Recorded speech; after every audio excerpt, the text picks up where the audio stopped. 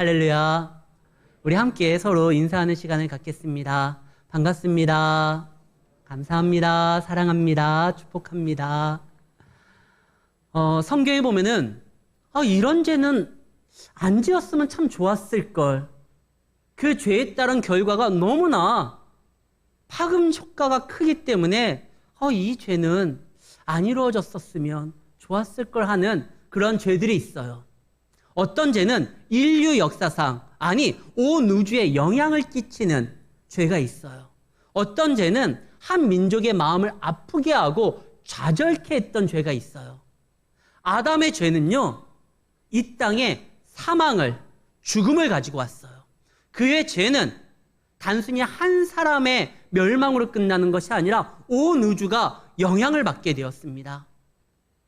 우리가 잘 아는 그 아간이요.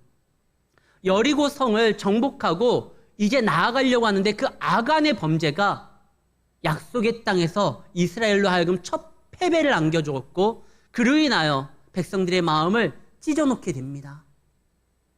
근데 저는 이 죄들, 이 아담도요, 아간도요, 좀 이해가 돼요. 아담이 선악과를 따먹었을 때요, 그 선악의 열매가, 그 실과가 보기 흉하고 더럽고 추잡하고 쭈글거리고 먹어도 맛도 없어 보이고 그랬으면 안 따먹었겠죠. 근데 하나님이 따먹지 말라고 말씀하셨는데 보암직도 하고 먹음직도 하고 지혜를 주기에 탐스럽게 손이 가게 만들어 놨거든요. 먹을 수 있지 뭐. 그렇게 먹음직스러운데. 전 그래서 아담 이해해요. 아간도 이해가 돼요.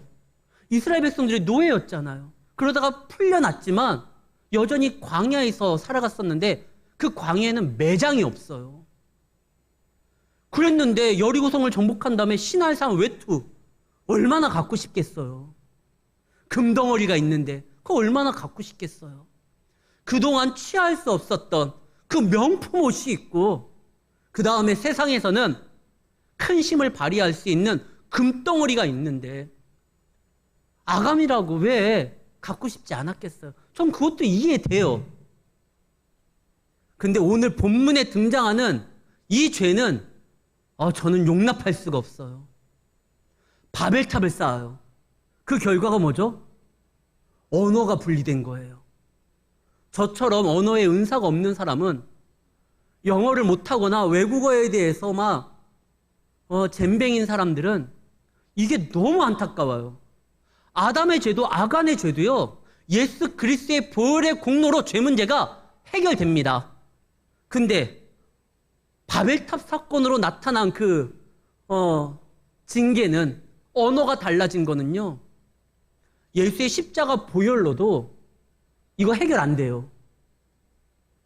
여전히 영어를 하기 위해서는 공부해야 돼요. 제2 외국어를 하기 위해서는 노력해요. 예수 십자가를 제가 아무리 붙들고 믿는다 할지라도 이거 공부해야 되는 거예요. 그래서 아담의 죄까지, 아간의 죄까지는 제가 그럴 수 있지 하지만 이건 정말 용납이 안 돼요. 이 용납 못할 이놈의 죄를 저질렀던 그때 당시에 사람들의 생각은 무엇이었고 이 본문을 통해서 우리에게 주시는 성도의 자세는 어떠한 것인지를 우리 함께 나누려고 합니다. 이제 노아의 홍수 사건 이후에 사람들이 급격하게 늘어나게 됩니다. 노아의 자녀들 함, 셈, 야벳을 통해 가지고요, 자녀들이 막 늘어나요. 그래서 이제 사람들이 많이 이 땅에 있게 되는데 주거 환경이 별로 좋지가 않아요. 노아의 홍수를 통해 가지고 노아가 마지막에 그 배가 멈췄던 곳이 어디죠? 아라랏산입니다. 산악지대였어요. 근데 거기에서 생활을 하기에는 좀 불편해요. 그러니까 이 사람들의 숫자가 점점 많아지니까 동방으로 옮겨집니다.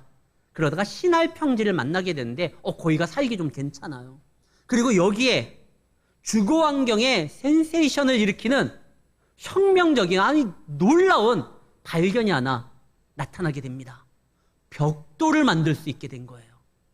이 시날 평지에는 점토가 좀 많았었고 누군가가 지혜를 모아서 벽돌을 만들 수 있는 그런 기술을 발견하게 된 거예요. 우리가 벽돌을 만들자.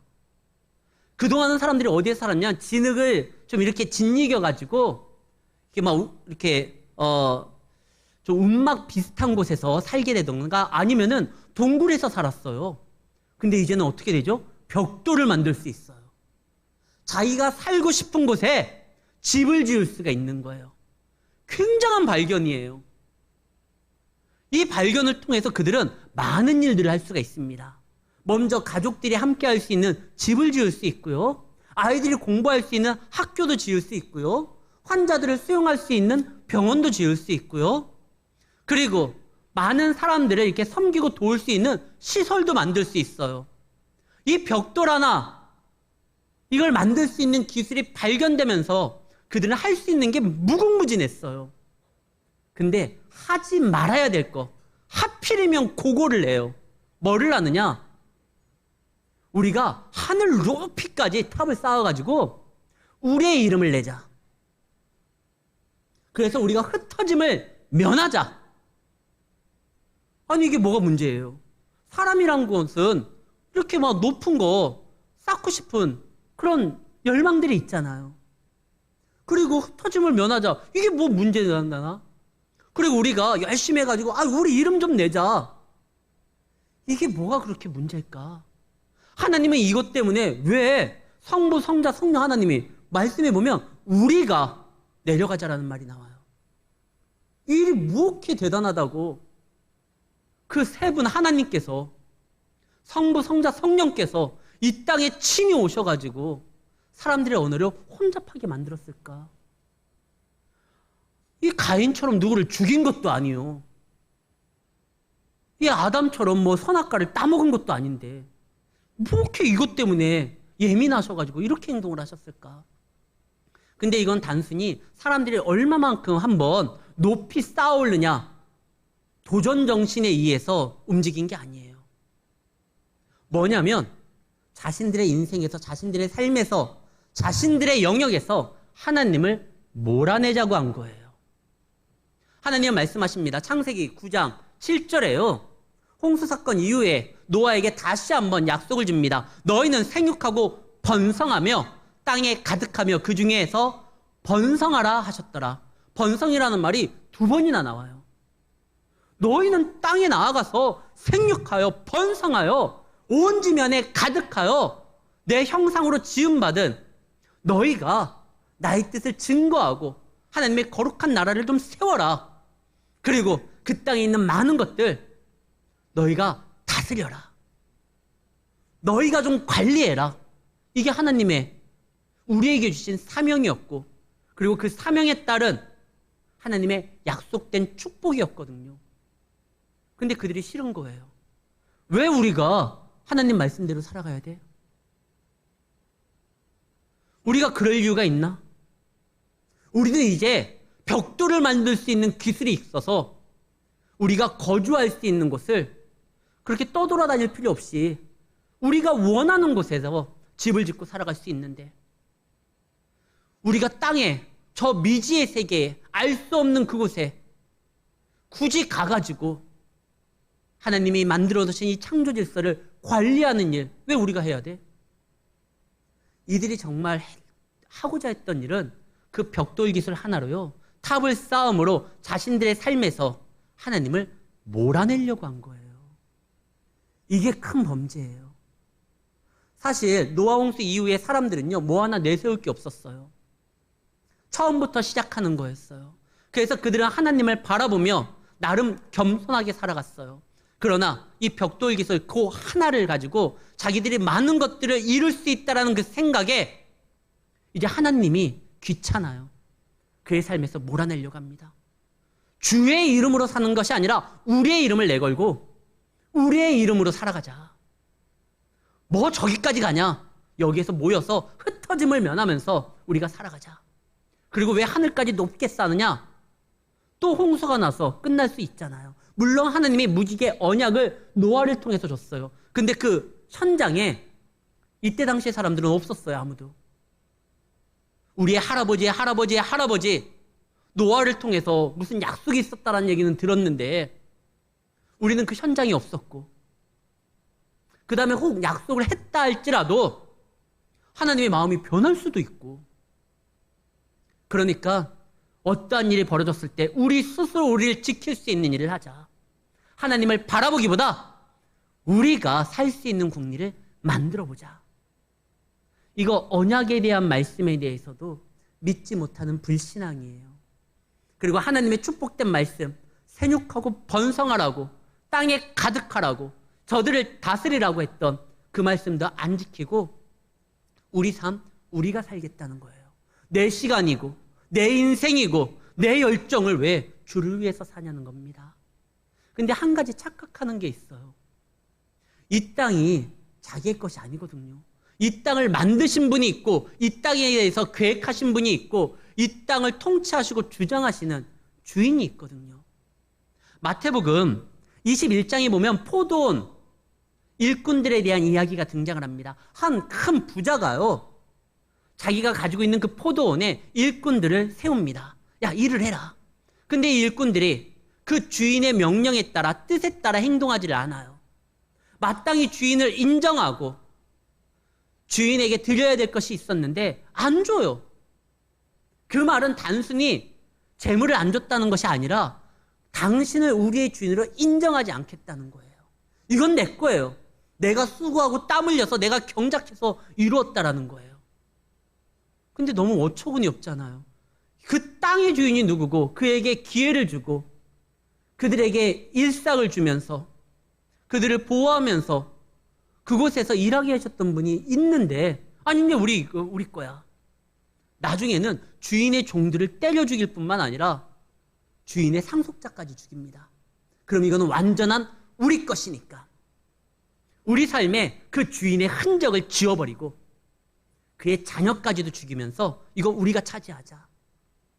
결국 그들이 차지하려고 했었던 그 모든 것들, 그날의 주인이 오므로 다 빼앗기게 되는 사건이 나타납니다. 이 바벨론 사건은 굉장히 중요한 의미를 갖고 있는 것이, 우리 삶의 주인이 하나님이 아니다라고 생각하고 하나님을 몰아냅니다. 조그만 가능성만 보여도요, 참 사람은 끊임없이 내 삶 가운데 주인으로서 역사하시는 하나님을 자꾸 몰아내려고 해요.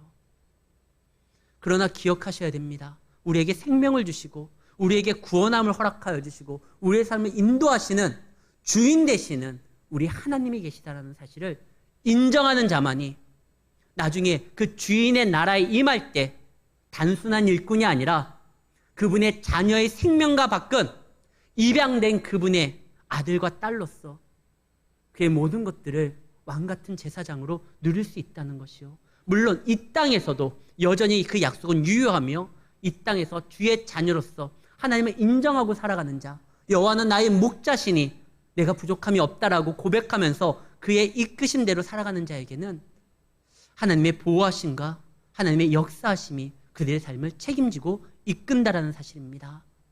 우리는 그것을 알기에 오늘 이 시간도 이곳에 나왔어요. 근데 세상 사람들은 왜 역사하시는 주인 되시는 하나님을 느끼지도 못하고 몰라볼까? 그들이 바벨탑 안에서 살기 때문에 그렇습니다. 오늘날의 바벨탑은 인간이 쌓아올린 모든 것들로 인해서 하나님을 몰아낸 영역이 바벨탑이에요. 글래디에이터라는 영화에서 보면은 그 타지에서 로마로 압송당하는 사람들이 처음에 눈에 확 들어오는 게 콜로세움이에요. 어마어마한 경기장입니다. 지금도 로마에 여행 가시는 분들은 그 터가 남아있잖아요. 그 우리나라 시대로 말하고 하면 고조선 시대나 될까요? 그때 이미 로마에는 그거를 만들어 놨어요. 과연 인간이 저거를 만들 수 있을까? 그 안에 들어가면은요, 하나님의 위대함보다 사람의 영광이, 화려함이, 황제를 찬양하는 노래가 계속적으로 들려지는 곳입니다. 아무도 거기에서 하나님을 느낄 수가 없지만 성도는요, 그곳에서 짐승의 밥으로 던져졌지만 그들은 믿음을 지킵니다. 그들이 그럴 수 있었던 이유가 뭘까요? 다른 사람들은 그 황제가 세워놨던 큰 업적에 취하고 황제를 연호하는 그 소리에 동조하고 인간의 위대함을 찬양하고 있는데, 오직 짐승의 먹이로 던져졌던 그곳에 있었던 성도들은 믿음을 지키며 하나님을 느낍니다. 그 이유는 바로 여기에 있어요. 우리가 보면 다니엘서 있잖아요. 다니엘서에서 보면 다니엘도 사자굴에 던져질 때가 있습니다. 근데 제가 20살 때 그 생명의 삶이라는 그 책으로 큐티를 했었는데요. 그때 그 책에 이 그림이 등장을 했어요. 아직도 그 그림에 대해서 제가 참 많은 감동을 느끼고 있는데요. 이 사자굴에 던져졌는데 다니엘의 시선을 보세요. 우리가 어떠한 문제를 보면, 사자를 보면 두려움이 있고 절망감이 있고 그 두려움에 엄습당하지만 하나님을 바라보게 되면 담대함이 있습니다. 비록 나의 생명을 해할 것 같은 그 사자가 있다 할지라도 다니엘은요, 자기가 믿는 그 하나님, 그 믿음 때문에 지금 던져졌잖아요. 그럼 자기가 믿고 자기가 생명을 다하여 따르려고 했던 그 하나님이 책임질 거라고 생각을 합니다. 그때 당시에 콜로세움에 짐승의 밥으로 던져졌던 성도들도요, 다른 사람들처럼 황제가 그리고 영웅들이 이루어놓은 인간의 업적에 압도당하는 것이 아니라 바로 앞에 침을 흘리면서 나에게 다가오는 그 짐승에게 두려움을 떠는 것이 아니라 그들이 여전히 믿고 따르려고 했었던, 죽는다 할지라도 결코 믿음을 포기할 수 없는 이유는 영원한 생명으로 이끄실 하나님이 지금 나와 함께 한다는 그 사실 때문에 그들이 거기에서 이겨냅니다. 오늘날 우리가 세상을 보면요, 바벨론에 갇혀있기 때문에, 바벨탑에 갇혀있기 때문에 인간의 위대함과 큰 업적들에게 영웅들의 이야기와 의인들의 얘기와 정치가들의 이야기 때문에 하나님 앞에 초점을 맞출 수 없는, 우리의 시선을 빼앗길 수 있는 그런 상황에 놓여 있지만 우리는 이때도 하나님 앞에 나아가야 됩니다. 그 나아가는 장소가 어디죠? 그 장소가 교회예요. 예배예요. 세상이 아무리 큰 소리를 낸다 할지라도 교회는요, 하나님의 뜻이 있는 것이고 예수 그리스도가 세우신 것이고 은혜와 성령이 충만한 곳입니다. 그래서 우리는 세상의 정신을 빼앗기지 않기 위해서 항상 하나님을 찾는 이 자리를 중요하게 생각을 해야 되는 겁니다. 그래서 예수님이 어떻게 합니까? 요한복음, 마태복음 14장 13절과 23절입니다. 우리 함께 읽겠습니다. 예수께서 들으시고 배를 타고 떠나사 따로 빈들에 가시니 무리가 듣고 여러 고을로부터 걸어서 따라간지라. 23절, 무리를 보내신 후에 기도하러 따로 산에 올라가시니 저물매 거기 혼자 계시더니, 수많은 사람들이 예수님을 막 칭송하면서 왕으로 세우겠다고 하면서 당신은 위대한 선지자라고 하면서, 그리고 의인, 그 다음에 의원이라고 하면서 그에게 많은 사람들이 몰립니다. 근데 예수님은 그들의 소리에 일일이 반응도 하시지만 그들의 말에 의해서 자신이 가져야 될 하나님의 뜻, 사명의 길을 잃어버리지 않았어요. 그래서 여기에서 공통적으로 등장하는 말이 따로예요. 따로 한적한 곳에 가셔서 다시 하나님 앞에 집중하고, 따로 또 산에 가셔서 기도하심으로 세상에 취해지는 것이 아니라 자신이 가야 될 분명한 길을 알기 위해서 따로 하나님과의 만나는 정한 시간을 가졌습니다. 그래서 광야가 필요해요. 광야는 아무것도 없지만 하나님을 느낄 수 있는 곳이에요. 하나님께서 세상 것을 바라볼 수밖에 없는 그런 구조에 살아가는 믿음의 사람들을 따로 부르실 때가 많아요. 아브라함한테도, 아브라함아, 너 와서 하늘의 별을 봐봐. 별 보이지? 내가 저 별과 같이 네 자손을 많게 해줄 거야. 세상의 어떤 것을 바라보지 않고 하나님의 약속을 바라보고 하나님의 은혜를 사모하며 하나님으로 인하여 방향을 잃지 않도록 하나님과 만남의 시간을 우리는 가져야 돼요. 이 바벨탑 안에 갇히면 이 다 하나님을 몰아냈거든요, 세상 것은. 그래서 여기에 있으면 하나님을 느끼지도 못해요. 그러나 우리는 하나님을 알기에, 하나님을 느끼고 하나님의 약속에 붙들린 사람으로서 살아가기 위해서 그래서 예배 자리에 나왔습니다. 그리고 여기서 나왔다고 하면 하나님의 뜻을 바르게 여러분들 삶에서 세울 수 있도록 마음에 새겨야 되는 그런 일들을 감당하셔야 됩니다. 말씀이 있는 자는 망하지가 않아요. 지금 이 바벨탑을 세우려고 합니다. 그리고 그들이 바벨탑을 올리면 올릴수록 인간의 위대함을 보입니다. 그리고 교회에다도 얘기를 해요. 너희들이 지금 왜 따로 움직이려고 하느냐? 우리와 함께하자. 보이지 않는 하나님보다 보여주게 업적을 이루는 우리의 것에 동참해야 될 것이 아니냐. 그러면서 요즘에는요, 세상이 교회에게 여러 가지 요구를 합니다. 교회는 이뤄야 된다. 우리가 원하는 교회는 이런 모습이어야 된다. 근데 그런 모습대로 살아가면 교회는요, 핍박이 없어요. 그들의 입맛대로, 그들의 요구대로, 그들의 바람대로 교회가 움직여주니까요. 아니, 교회가 그런 곳이 되어야 되지 않습니까? 세상에 억눌리고 억울하고 도움을 요청하는 그들의 요구에 우리가 도움을 줘야 되는 곳 아닙니까? 이 말도 일리가 있어요. 근데 그 교회가 정말 좋은 교회일까요? 그 교회가 좋은 교회가 되기 위해서는 먼저 이것이 성립돼야 됩니다. 세상의 모든 요구와 세상의 모든 가치와 모든 사상과 저들의 세상의 바람이 항상 하나님의 뜻과 생각과 일치돼야 돼요. 그러면 세상의 요구대로 우리가 들어주면 그것이 곧 하나님의 뜻일 테니까 그 교회는 좋은 교회일 겁니다. 그러나 세상의 모든 가치는요, 생각은요, 사상은요, 하나님과 늘 같지가 않아요. 우리는 세상의 어떤 요구대로 살아가는 교회가 아니라 하나님의 뜻하시는 말씀대로 살아가는 교회입니다. 그리고 하나님의 어떠한 마음으로, 하나님의 생각으로, 하나님의 열정으로 세상을 돕고 섬기는 교회가 그게 진짜 교회예요. 비록 저들의 요구와 저들의 생각대로 받쳐주지 않기 때문에 그로 인하여 핍박이 오고 아픔이 온다 할지라도 그것이 말씀 가운데 이루어지는 일이라고 하면 그 교회는 잘못된 교회가 아니에요. 하나님께서 인정하는 교회죠. 근데 이제 하나님께서 바벨탑을 쌓는 그들에게 찾아오십니다. 이때 주의할 게 있어요. 하나님은 언제든지 우리를 찾아오셔요. 바벨탑을 쌓고 하나님의 모든 것들을 다 몰아낸다 할지라도 하나님이 사라지는 게 아닙니다. 하나님은 언제나 당신의 선한 뜻을 드러내기 위해서 세상에 오시고 사람들에게 찾아오시고 저들의 삶에 개입을 하십니다. 근데 이때 유념해야 될 것은 하나님께서 찾아오는 사람들의 어떤 모습에 따라 하나님이 나타나시는 형상이 달라요. 하나님의 어떠한 목적이 다르기 때문에 우리는 다른 하나님의 얼굴을 보게 됩니다. 먼저 하나님을 알지 못하고 하나님을 대적하는 믿지 않는 사람들에게 하나님이 나타날 때는 심판주로 오셔요. 그때는 자비와 긍휼이 없습니다. 소돔과 고모라 때 하나님은 자비 없는 심판을 보내주십니다. 애굽의 장자들을 칠 때도요, 하나님을 대적하고 하나님을 인정하지 아니하는 그들에게는 짐승들조차 첫 새끼나 사람들의 첫 아이, 장자가 한 번에 죽어요. 그땐 자비가 없어요.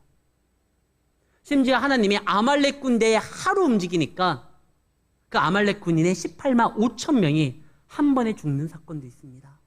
믿지 않는 곳에 하나님이 오실 때는 그때는 심판주로 오시는 거예요. 근데 오늘 본문에 굉장히 놀라운 일이 있어요. 바벨탑을 쌓았잖아요. 하나님을 인정하지 않고 몰아나겠다는 거잖아요. 그때 하나님이 찾아오면 죽음인데 아무도 안 죽어요.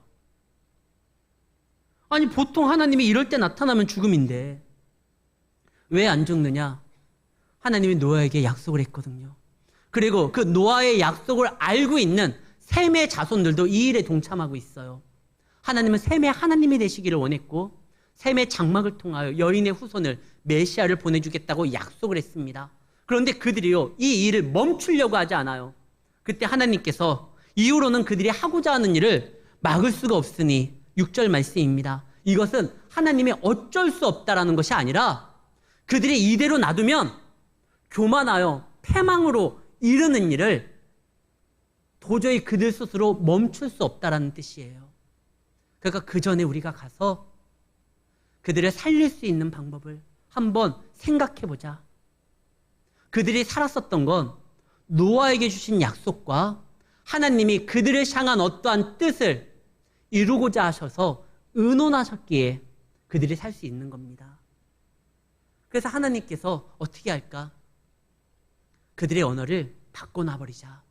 언어가 달라지면 하나라는, 우리라는 개념이 사라지게 됩니다. 언어가 달라지면 민족이 달라지게 돼요. 언어가 달라지면 생각이 달라지게 돼요. 언어가 달라지니까 그들이 갑자기 우리라는 개념이 사라져서 우리가 왜 함께 굳이 성을 쌓아야 될 이유가 뭐지? 그래서 흩어지게 돼요. 그래서 그들의 공사가 중단이 됩니다. 아니 원래 하나님의 역사하며 하나 되는 일이 나타나지 않습니까? 근데 이때는 좀 달라요. 왜냐하면 이때 그들을 치지 안 하시고 그들을 살리기 위해서 부패하기가 쉽거든요. 죄는. 가만히 놔두면 그들은 다 쓸모없도록 죄의 오염이 될 겁니다. 그래서 하나님께서 따로 분리를 시켜놔요. 혹 어디가 썩는다 할지라도 그 부분만. 예수 그리스도가 오셔서 십자가로 인하여 죄 문제가 완전히 해결될 때까지는 하나님께서 그들이 죄로 인하여 완전히 멸망당하지 아니하도록 지연시키기 위해서 이렇게 흩어놓으셔요. 그런데 하나님은 믿지 않는 사람들에게 역사하시는 심판주로 오시거나 아니면은 당신의 계획이 있어서 우리를 분리시키고 중단시키기 위해서 흩으시기 위해서 오시지만 또 한 부류에게 오시는 하나님의 모습은 전혀 달라요. 믿는 사람에게 오시는 하나님이 계셔요. 그때 하나님은 사랑의 하나님이고 아버지 하나님입니다. 그때 하나님이 역사할 때는 생명이 일어나고 어떠한 순간에서도 역사가 나타납니다. 우리는 믿는 사람들이에요. 하나님은 지금 믿는 사람들을 찾아요. 이때 오시는 하나님께서는 놀라운 은혜가 나타나는데 예수님께서 부활하신 후에 믿는 자들에게 교회에게 처음으로 등장하는 장면이 나옵니다.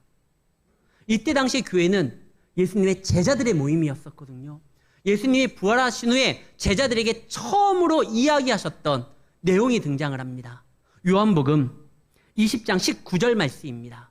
이게 공식적인 첫 내용이에요. 이날 곧 안식 후 첫날 저녁에 제자들이 유대인들을 두려워하여 모인 곳에 문들을 닫았더니 예수께서 오사 가운데 서서 이르시되, 함께 읽겠습니다. 너희에게 평강이 있을지어다. 예수님이 처음 하신 말이 평강을 주기 위함이에요. 믿지 않는 자들에게는 심판주로 오시지만 믿는 성도들에게 교회에는 평강을 주시기 위해서 오십니다. 근데 이때 안타까운 건 도마가 없었어요. 그때 예수님이 다시 한번 등장을 하십니다. 26절.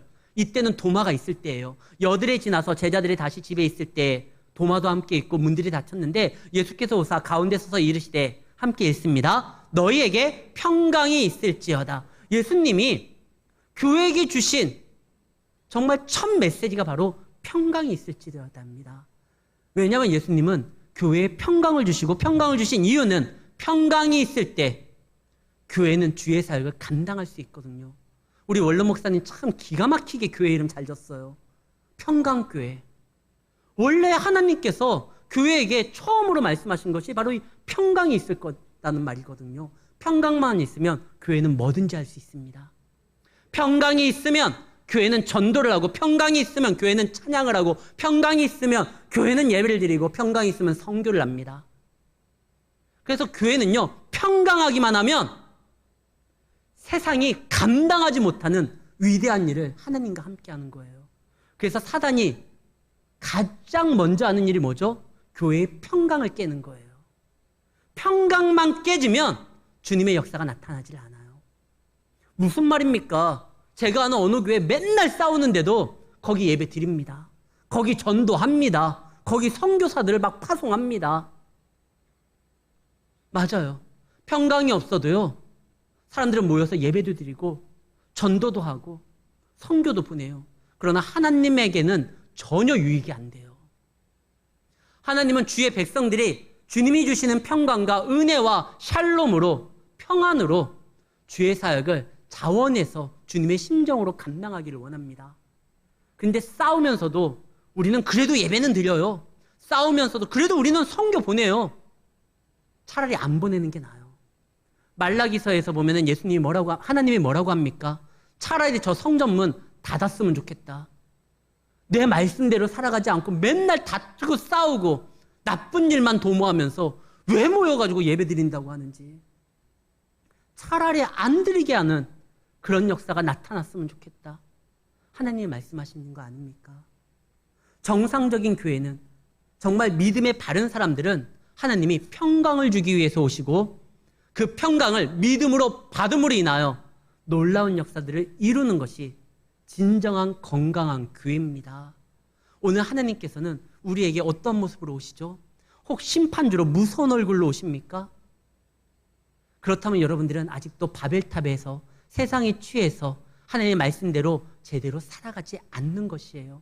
그러나 평안을 주시기 위해서 평강의 모습으로 오신다고 하면 혹 여러분들의 삶이 힘들고 어렵고 세상으로 인하여 여러 가지 문제로 인하여 마음이 찢어진다 할지라도 주님이 주시는 평강이 여러분들 다시 세울 것이며 사역의 길로 다시 돌아오게 만들며 이 일을 감당할 수 있도록 능력을 주실 것입니다. 실제로 엠마오로 향하는 두 제자가 있어요. 그 두 제자에게 예수님이 찾아오셔서 그들에게 말씀을 하시죠. 그때 그들의 어떤 변화가 있죠? 하나님의 말씀을 듣고 막 갑자기 자기들 안에서 뜨거움을 느끼기 시작을 합니다. 누가복음 24장 32절 말씀입니다. 그들이 서로 말하되 예수님께서 우리에게 말씀을 풀어 해주셨을 때 그때 우리의 마음이 뜨겁지 아니하더냐. 다시 우리에게 복음에 대한 열정이 충만하지 않느냐. 그러면서 다시 가던 길을 멈추고 예루살렘에 제자들에게 돌아오게 됩니다. 하나님께서 함께 한다고 하면 어떠한 순간에서든지 우리는 방향을 잃지 않고 그분이 주신 뜨거움으로 그분의 사역을 감당할 수 있는 열정이 지속적으로 임하게 됩니다. 사랑하는 성도 여러분, 비록 우리가 살아가는 이 세상은 인간의 위대함으로 치장하고 하나님을 몰아내려고 하는 바벨탑 같은 곳이지만 우리의 시선은 하나님을 향함으로 인하여 그곳에서도조차 하나님이 살아계시고 역사한다라는 것을 우리와 함께 하시는 하나님으로 증거하고 나타내시기를 바랍니다. 그래야 그 사회가 놀라운 역사들을 감당하게 돼요. 이제 언어로서 흩어졌잖아요. 그러나 성경에 보면 그 흩어졌던 언어로서에 대한 문제가 놀랍게 회복되는 역사가 나타납니다. 오순절 다락방 사건이 때 그래요. 그때 120명의 사람들이 하나님 앞에 기도했을 때 돕는 하나님이 성령님이 오십니다. 그때 다른 언어를 쓰는 다른 민족 사람들이 이 언어 때문에 소통하는데 문제가 되지 않아요. 야, 우리는 딴 나라 사람들이고 다른 말을 하는데 어떻게 쟤들이 하는 말을 다 알아들을 수가 있지? 성령이 함께하면은요, 막힌 담 그리고 어려운 산적한 문제들도요 해결될 수 있다는 것을 그때 오순절 성령의 역사로 우리에게 보여주시고 약속을 주시는 겁니다. 사랑하는 성도 여러분, 아까 제가 영어는 예수님의 십자가로 인하여 해결되지 않는다고 그랬죠. 우리가 공부해야 된다고 그랬죠. 맞아요. 그런데 성령의 역사가 임하면 언어의 문제로 복음이 증거되는 일에 그 막힘은 없어요. 제가 주의 사역을 감당하는 데 있어서 언어 때문에 주의 복음을 증거하지 못하지 않아요. 우리 교회가 지금 저 우간다에도 선교사님 있잖아요. 조지아에도 있잖아요. 태국에도 있잖아요. 여러분들 태국말 합니까? 우간다 말 할 줄 알아요? 그러나 성령이 우리와 함께함으로 인하여 그 일을 감당할 사람들을 우리가 보내기도 하고 그 보냄으로 인하여 그 일에 우리가 동참하는 거 아닙니까? 성령이 함께하면은요 문제되지 않아요. 주의 사역을 감당하는데 성령의 도움으로 이 교회가 복음을 증거하는데 주님을 드러내고 나타나는데 아무런 장애가 없었습니다. 사랑하는 성도 여러분, 우리가 비록 바벨탑 안에서 거하는 인생을 살아간다 할지라도 성령이 함께하면 능히 이곳을 하나님의 교회로 만들 수 있는 역사를 우리가 이룰 수 있다는 사실을 기억하시고 여러분들 삶 가운데 주님 앞에 시선을 두고 주님 앞에 마음을 두고 믿음으로 나아가 여러분들이 거니는 모든 곳에 그리스도의 은혜가 충만한 곳으로 만드시기를 예수의 이름으로 축원합니다.